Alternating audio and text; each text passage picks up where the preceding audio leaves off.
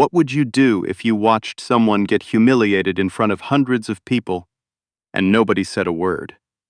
I'll tell you what happened the night Margaret Calloway walked into the Hargrove family's annual gala wearing a $20 dress from Goodwill. And I'll tell you what happened when her father walked through that door. Because some stories you don't forget. This is one of them. Margaret Ann Calloway was 29 years old, 5'4", with dark brown eyes that didn't flinch easily and hands that had known real work, calloused at the palms from years of hauling equipment on job sites before she moved into the office. She wore her black hair pulled back in a simple bun that night. The dress was navy blue, slightly too large at the shoulders, bought secondhand 3 weeks earlier because she hadn't owned anything she thought was fancy enough for an event like this. She hadn't bothered buying something new. That wasn't who she was. She stood at the entrance of the Hargrove Grand Ballroom, a rented event space on the 42nd floor of a downtown Chicago hotel that cost more per night than most people made in a month. And she held her boyfriend's hand and told herself it would be fine. It was not going to be fine. Ethan Hargrove was 32, broad-shouldered, with his father's jaw and his mother's stubborn blue eyes. He had spent the last year being the happiest he had ever been in his life. He squeezed Margaret's hand at the door. He had told her about his father. He had warned her, gently, in the way people warn you about weather, not wanting to scare you, but needing you to bring an umbrella. He had said, he's difficult. He had said, he has opinions. What he hadn't said, because he kept hoping he was wrong, was he is going to try to make you feel like nothing. Ethan had been trying to believe his father had changed. His father had not changed. Franklin Hargrove was 64 years old, silver-haired, 6 feet tall, with a posture that had been engineered over decades to communicate that he owned whatever room he walked into. He had built Hargrove Capital from a regional investment firm into a nationally recognized name by the time he was 40. He had 3 suits that cost more than most cars.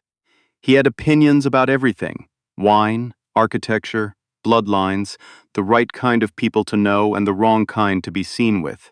He saw Margaret Calloway the moment she walked in. He didn't say anything right away. That was his style. Franklin Hargrove had never needed to rush. He watched her cross the room on Ethan's arm, noted the dress, noted the shoes, noted the way she looked around at the crystal chandeliers, with the quiet attention of someone observing something unfamiliar without being intimidated by it. That bothered him more than the dress. She should have looked intimidated. He had invited 240 guests that evening. Business partners, old friends, 3 city council members, a federal judge he golfed with on Thursdays. The kind of room where reputations were made and unmade over a single conversation.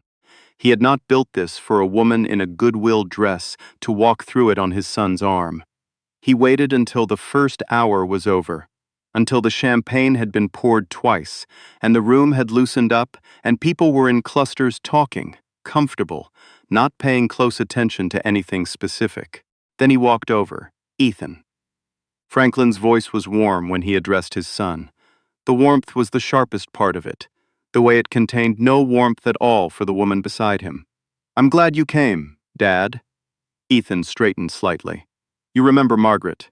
Franklin looked at her then, really looked at her, the kind of look that was designed to make a person feel like an inventory being assessed.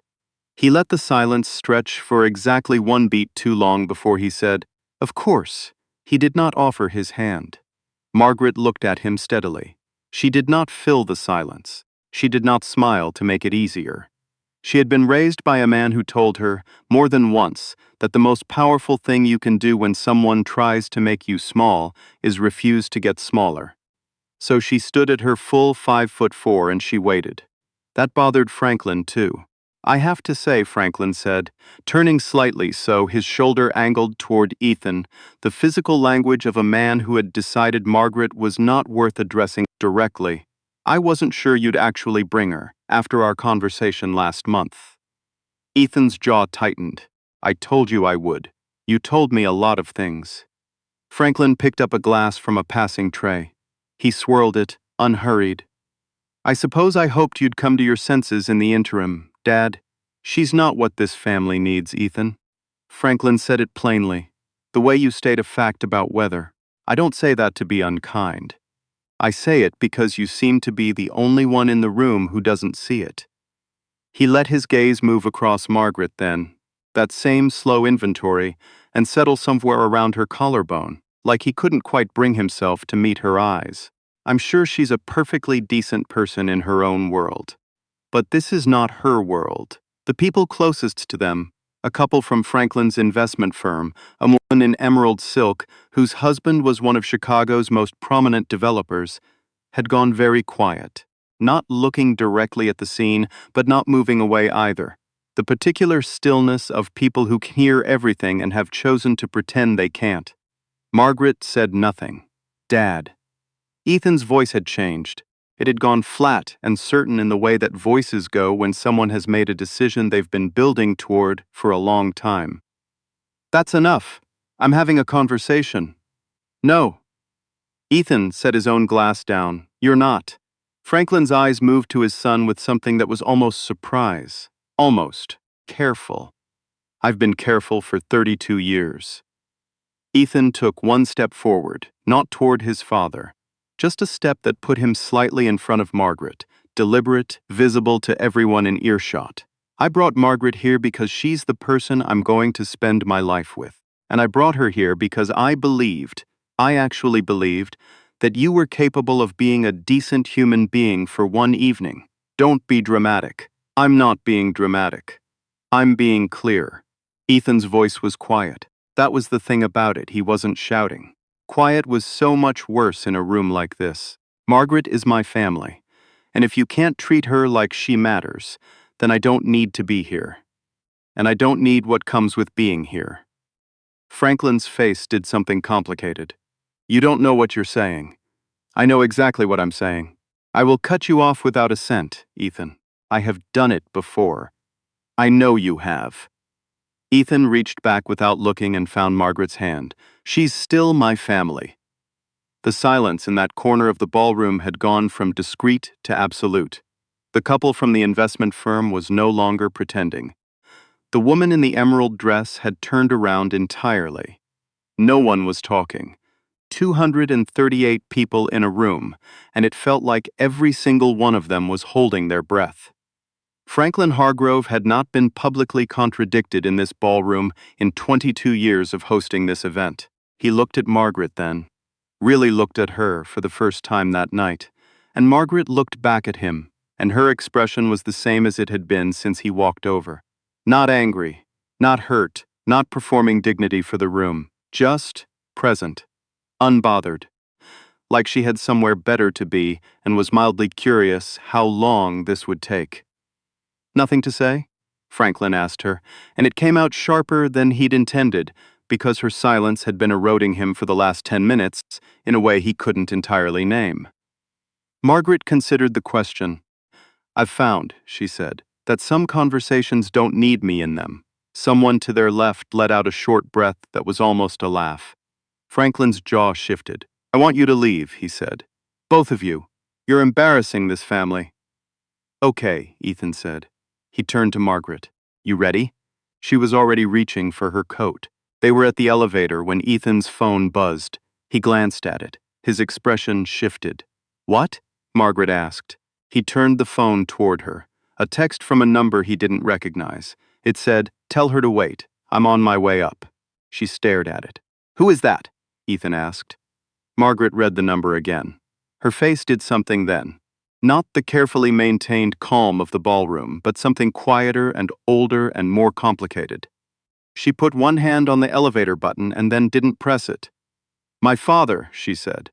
Robert James Calloway was 61 years old, and if you passed him on the street you might think he was a retired shop teacher. He was built stocky and practical, gray at the temples, with a face that was more weathered than handsome.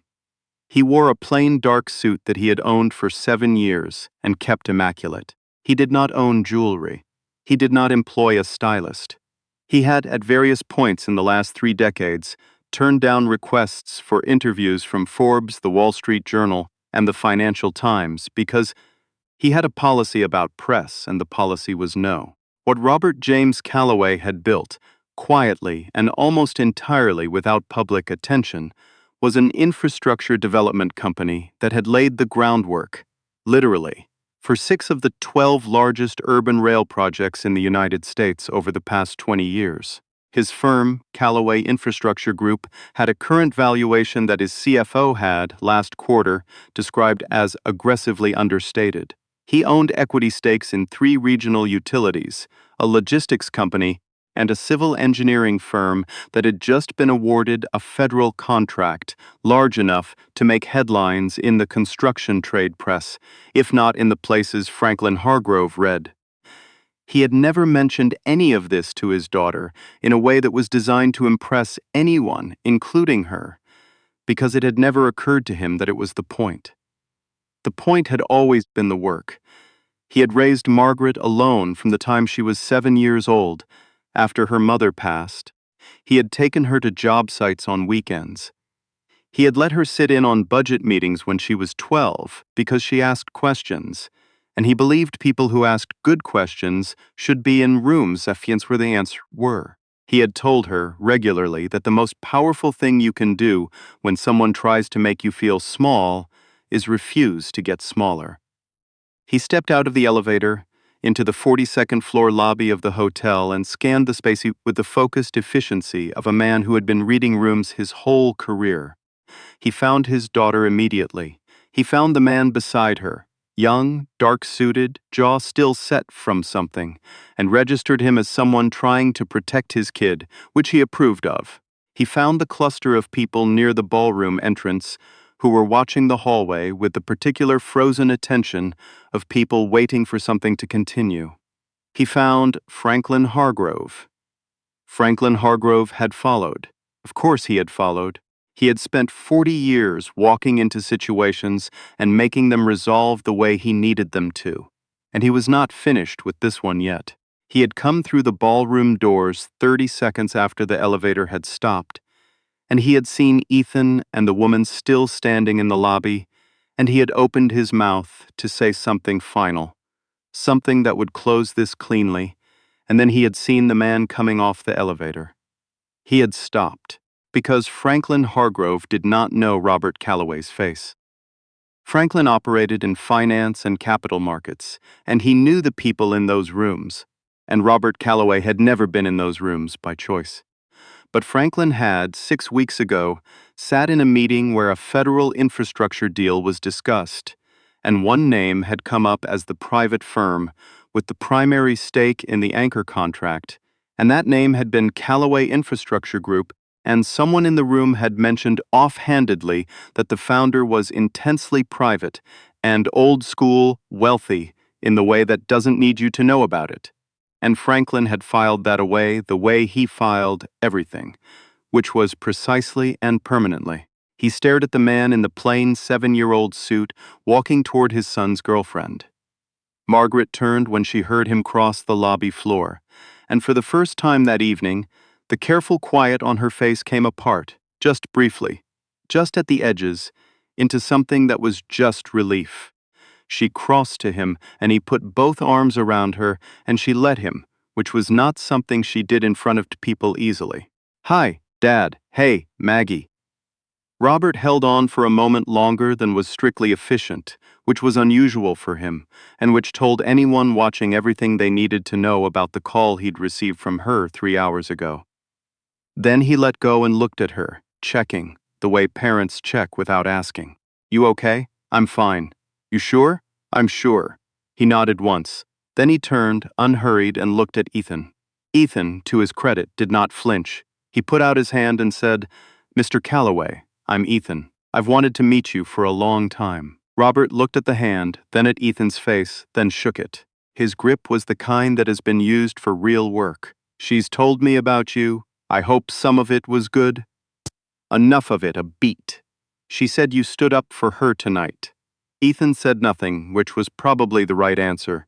"Good," Robert said simply, and he meant it in a way that settled something between them permanently.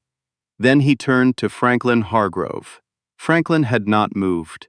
He was still standing at the ballroom entrance, 12 feet away, in his expensive suit, and the expression on his face was something that the 200 and some guests behind him could see clearly, because the doors had stayed open and half of them had drifted toward the entrance in the way that crowds drift toward things they cannot stop watching. Robert walked to him. Not quickly, not slowly. The way a man walks when he has somewhere to be and has already decided how the room is going to arrange itself around him. He stopped 3 feet from Franklin and looked at him with an expression that was completely neutral, not unkind, not gloating, simply factual, the same expression people would notice later that Margaret had been wearing all evening. "Franklin Hargrove," Robert said. Not a question, a confirmation. Franklin's voice, when it came, was missing its earlier certainty. "Do we know each other?" "No," Robert said. "But I know who you are, and I think by the end of the evening you'll have a fair picture of who I am." He let that sit for exactly 1 second. "My daughter tells me you had things to say to her tonight." Franklin straightened. He was still tall, still silver-haired, still expensive. He was also, for the first time in a very long time, uncertain what the power arrangement in a room was, and that uncertainty was visible on his face in a way he could not entirely suppress. "Your daughter walked into my event. My daughter," Robert said, "was invited here by the man she loves. Who is your son?" He said it without heat, without theater, just information. "And from what I understand, you spent the better part of an hour making sure she knew she didn't belong. I have standards for this family, Mr. Hargrove." Robert's voice stayed level. "I have been building things in this country for 30 years. Roads, rail lines, bridges, things that don't have my name on them because they don't need my name, they need to work. I have 2,000 people on payroll. I have contracts in 9 states. A pause.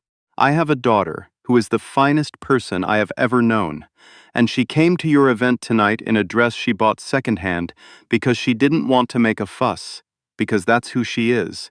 And she stood in your ballroom while you told her she didn't belong in your world." He tilted his head slightly. "I'm going to need you to understand something, Mr. Hargrove. She is the world. Everything else is furniture." The lobby was absolutely silent.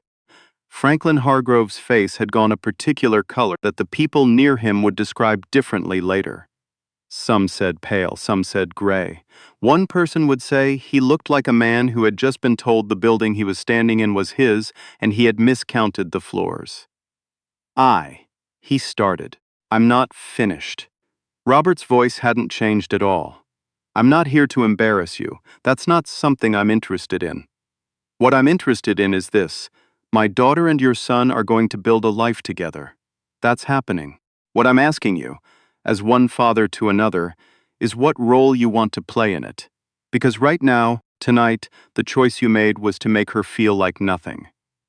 And I want you to know that the only person who looks small after a choice like that is the one who made it." He stopped. He waited. Every person in earshot was waiting too. Franklin Hargrove stood in the entrance of his own ballroom, surrounded by 240 people he had known for decades, and said nothing. His mouth opened once and then closed.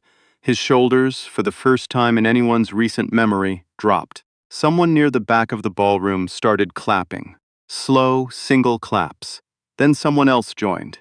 Then 3 more people. It didn't build into a movie moment. This was real life, and people were uncertain and a little embarrassed about the whole thing. But the sound of it reached Franklin Hargrove's ears in the silence, and it was worse, somehow, than if it had been louder. He turned without a word and walked back into the ballroom. He called Ethan the next morning, early before 7, which was not something Franklin Hargrove did. Ethan answered on the 3rd ring, voice still rough with sleep, and his father said, "I want to talk." "Okay," Ethan said. "I need you to bring her." A pause. "Why?" "Because I owe her an apology, and I should give it in person." Ethan held the phone for a moment. "I'll ask her." Margaret came. She didn't have to. Ethan told her that plainly more than once. She came because she had been raised by a man who believed that the mark of a person wasn't how they acted when they were being watched, but what they did with the opportunity to be decent when it was hard. She thought Franklin Hargrove deserved that opportunity, even if he hadn't extended it to her. She sat across from him in a breakfast room, in a house that was too large and too quiet for one person. And he looked at her like a man looking at something he had misjudged so badly he wasn't yet sure how to recalibrate, and he said, "I was wrong. I was wrong about you, and I was wrong in the way I handled it, and I'm sorry." Margaret looked at him for a long moment. "Thank you," she said. Just that. Not, "It's fine." Not, "Don't worry about it." Not the easy absolution that would have let him off the hook without cost. Just a quiet, direct acknowledgement that she had heard him and that the apology had landed, and that now they could decide what to do next. Franklin Hargrove, who had not cried in front of anyone in 30 years, had to look out the window for a moment. "I want to be honest with you about something. The world is full of Franklins. People who decide, before you've opened your mouth, what category you belong in. People who let money and clothes and the right last name become a substitute for judgment. I've seen it. You've seen it. Most of us have been on the receiving end of it at least once. What this story keeps reminding me of is Margaret standing in that ballroom with her $20 dress and her borrowed coat and her unbreakable quiet. She didn't need the room to validate her. She knew what she was. She was waiting for the rest of the room to figure it out, and her father, Robert, in his 7-year-old suit, didn't walk into that lobby to humiliate anyone. He walked in because his daughter called and he came. That's it. That's the whole story. A father who showed up. I think about the people in that ballroom who heard everything and said nothing. And I think about the one or two who started clapping at the end, uncertain and a little late. Most of us, if we're honest, have been one of those silent guests at some point, watching something wrong happen and staying quiet, because the room felt too big and the moment felt too risky. If you've ever been the person in the $20 dress, I want you to know, the room will figure it out. Stay quiet in the right way. Know what you are. Let it come. And if you ever see someone being made to feel like they don't belong, be the one who starts clapping, even if you're a little late, even if you're uncertain, even if it's just two hands in a silent room. It matters more than you know. If this story stayed with you, drop a comment below. I read every single one. Tell me, would you have said something, standing in that ballroom, or would you have been one of the quiet ones? If you believe in stories about people who refuse to be made small, share this with someone who needs to hear it today. Subscribe to Dale Stories, because every week we find another one, and we're just getting started.